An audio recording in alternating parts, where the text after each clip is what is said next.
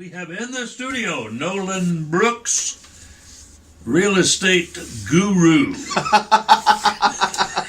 Well, thank you. With Remax United. I got a promotion. I was an agent You're 5 now minutes a ago. guru. That's a good thing. I know, right? How are you, Nolan? Oh, another day of paradise, man. Great Another day googly of moogly. It's chilly outside. White paradise today. Oh, yeah. Oh, yeah. Did you like all that snow and blowing snow we had? Surely not. You know, my wife and I were on our way back from Thanksgiving with my parents. And there were 4 snowflakes that hit my windshield as we pulled into my driveway from driving a 2.5-hour drive up from Waynesville, Missouri, from seeing my parents. And then just, it seemed like all winter broke loose. Right after you got home. Right as we drove it. That must have been about a little after 1? Yeah, something like that. Yeah, I think so. But it was beautiful to watch, but I'm so glad that we were not on the road when it hit. Oh, yeah. My wife's been driving for barely more than a year now. Yeah. No, I take that back. Not till December. Oh. She won't have been driving for a year till December. And so her and bad weather and night and curves just don't really... don't get along too well. No, she doesn't dig that stuff. Yeah. So. Well, I don't dig that stuff either, driving around in icy roads. I stay away from it if I can, but sometimes it's impossible. Do you have a good time, though? Oh yeah, me and my family got to. It was a bit of a somber one this year. Yeah. We had talked last week about my grandmother. Yeah. But we got to share some memories, and we talked it out, and that's kind of what the season's for, is to come together, share some memories of the ones that you lost, and look forward to the years to come. For what we have. Yeah. Yeah. And especially when I have a 7-month-old daughter. She turns 7 months tomorrow, so not that I'm counting. Just 17 more years and 5 months to go. Yeah. But looking at her, you remember how much you have to look forward to, and how much more exciting stuff there still is to come. You called me a real estate guru, and that just got me thinking. Sometimes when people come into real estate, there's some very basic terminology and some very basic... Well, let me rephrase that. To me, it's basic because I'm in this every day. Yeah. So, I'm going to leave here. I'm going to go straight to a closing.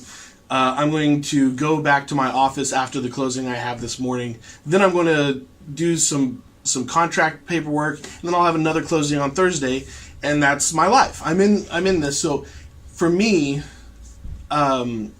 working on this kind of stuff is natural. It's an everyday part of my life, right? Yeah. But when someone comes into it and people start throwing words around, or not even words, that's the worst part. It's like just alphabet soup. People start throwing acronyms like PMI. Yeah, yeah. And what is that? Yeah, what is that? And people just assume for you to know what PMI is. Yeah. Or amateurization. People talk about an amateurization table on your loan. Well, what does that mean? How does that affect my life? Most people, what they really care about is, well, how much am I going to have to pay each month? So somebody's saying, what does that mean? So PMI, to overly simplify it, is basically is insurance on your loan. So when you come to a lender and you don't have enough down payment to buy into your loan, then they charge you what's called PMI. And it's principal insurance, essentially. Right. And if you default on your loan, that's insurance is going to make sure your lender doesn't lose money on the loan when they foreclose on the house. So, and PMI can be actually a fairly sizable chunk of money every month. Yeah. So it could be $100 or $200 in addition to your regular payment and your insurance and your taxes. Yeah.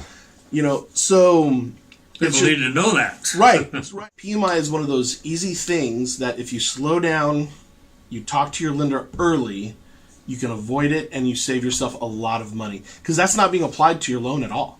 That's just money the bank gets to keep just in case you don't make your payments. Since Dave Ramsey talks about coming in with 20% in and Right. doing a 15-year mortgage.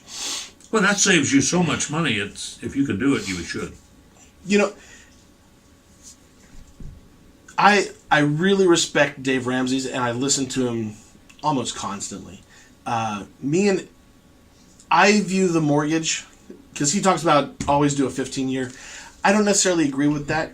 But the reason I don't isn't because I think he's wrong.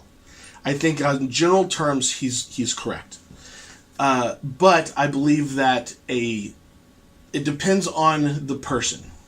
So if I have a person who is really disciplined, right, Yeah. and they're good about making payments, and they stick to a budget and they know what they're doing, then I would, and this is what I did, is I sat down, I got a 30-year mortgage, but I make a 15-year payment.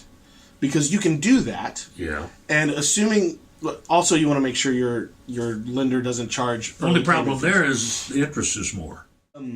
So it is a slightly higher interest, but since it's amortized over a longer period, you're going to pay more. But if you hold on a second, now you got me all kinds of discombobulated.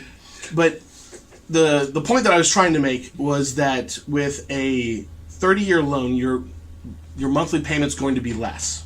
Right. So if you if you can afford to do the 15-year mortgage payment, you can do that. But if, let's say you lose your job, or you come on hard times, or you're protecting yourself with the 30. You're right. You can go down to the 30-year payment. Yeah.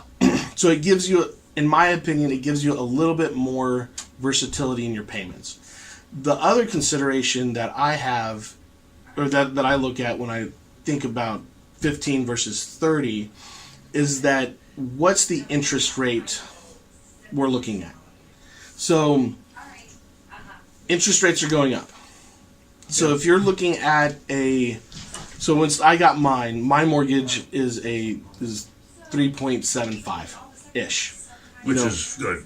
pretty good, Yeah, right? really good. So at that point, I could take the difference, invest it somewhere else, in my 401k, my Roth IRA, what have you, and get a higher return. Hopefully. Right, hopefully. On average, over time, Yeah. I would probably get a higher return than paying down my mortgage. Right. But I think Dave Ramsey makes a great point, is that the security, you're not taking into account risk when you do that. You know, like you said, Right, you may right. not get that return. Right. You may lose your job. That's what we were just talking about. Yeah. Once your house is paid off, the only payments you have is going to be maintenance, utilities, and your taxes. Right. Because you never really own real estate. The tax man always charges a rent. So Yeah, so to speak. right. Yeah. So making that decision But can mean a lot. this shouldn't be your responsibility. It should be the lender's responsibility to inform the buyer of all this, shouldn't it? The person who's borrowing the money. You know, Do you get involved in that with the loan? so I have lenders that I work with that I trust a lot. Okay. But I frequently have clients that come to me who have already worked with or have started working with a lender that's not necessarily someone I know that I've worked with. So, Yeah. for instance, an online bank is a great example. So they go online, they find, Joe Snuffy's mortgage and loan, and they get their online mortgage. Yeah. And you don't know what this person has told them. And it's not my job to teach them that, but frequently the conversation does come up, right? So you need to be prepared to answer their questions. Exactly right.